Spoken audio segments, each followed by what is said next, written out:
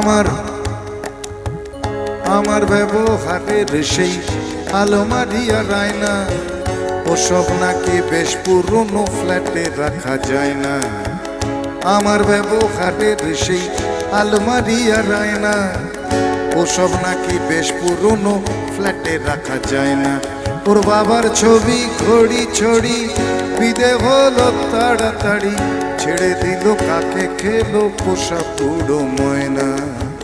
স্বামী স্ত্রী আর অ্যালসেশিয়ান জায়গা বড়ই কম, আমার ঠিকানা তাই বৃদ্ধাশ্রম।